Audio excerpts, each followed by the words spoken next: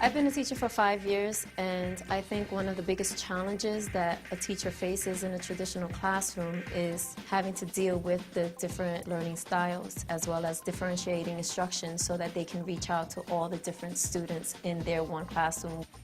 The mission of School of One is to provide students with personalized, effective, and dynamic classroom instruction so that students learn in ways that are customized to their academic needs and learning styles. We began by just asking ourselves questions like, what subjects do we want to do this in? How long are the periods going to be? Or where are students going to put their backpacks? In the end, we had over 600 questions that served as our roadmap for getting to our summer pilot. We wanted to do this in one school, in one subject, for one grade, in one space, and in a school that already had one computer for every student. Kicking off here at MS 131, 96th grade students enrolled in the first School of One program that would focus exclusively on math. It's one of 7 middle schools in New York City that was both hosting a summer program in 2009 and had a 1-to-1 ratio of computers to students. So when I first heard it, I'm like, wait a minute, can that be done? So I was actually very excited at this idea that, okay, if we put a pilot program at MS 131, would you willing to try it? And of course I will. Who won't?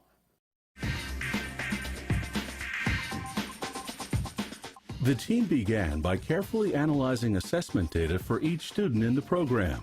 Based on that analysis, the team identified the most appropriate set of skills that each would focus on during the summer. This is called the playlist, but it was only the beginning of the process.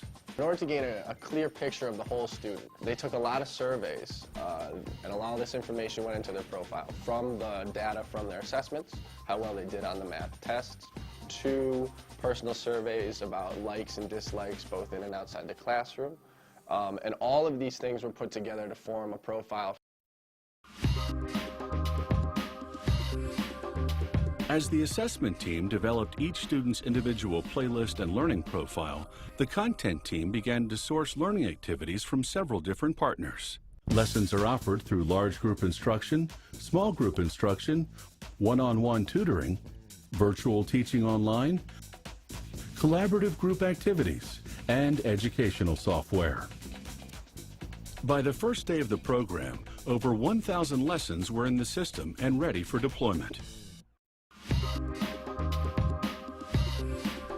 Figuring out how to match each student's profile to the most effective instructional content and in a way that worked inside a classroom was the most challenging part of the School of One pilot.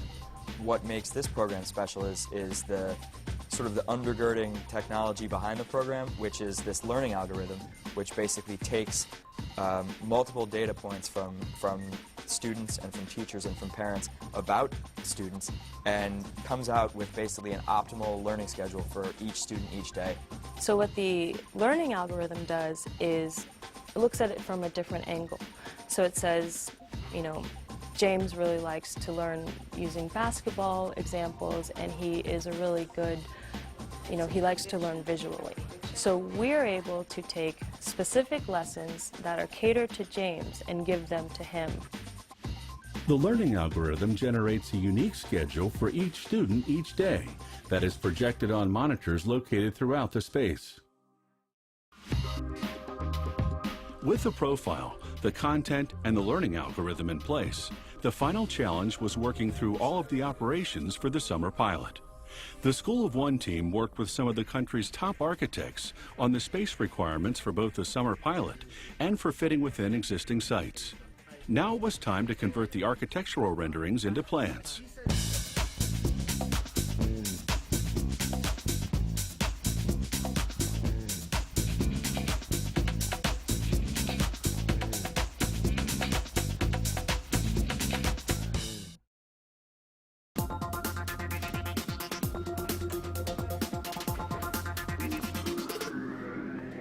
On July 6, 2009, School of One officially launched.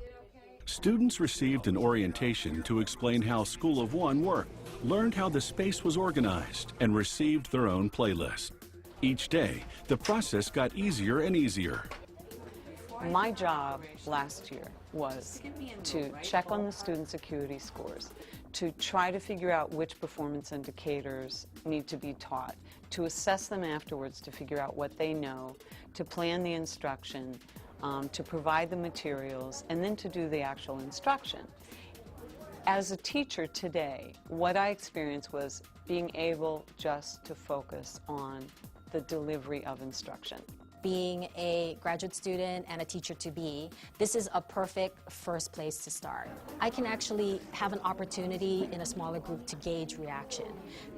By taking away the staging and the prep work and a lot of the planning decisions that are made, based on data, what you're doing is you're freeing up the teacher to do what they're here for and what they do best and what they love doing, which is just teach. And the feedback from them has been really positive.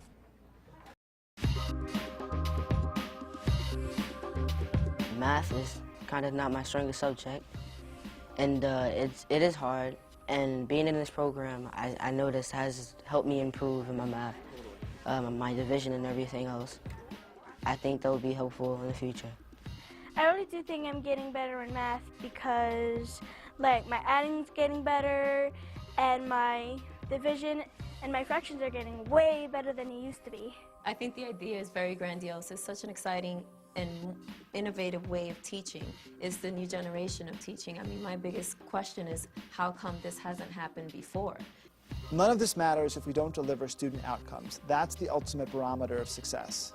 We are just at the very beginning stages of learning about mass customization of student learning. But we do need a bit of time to figure this out. I know we're not going to have the answers after a 20-day summer program. We are incredibly excited about what we're going to learn from the School of One pilot and the results that we'll see, but even more excited now that we know what we know about where this can go.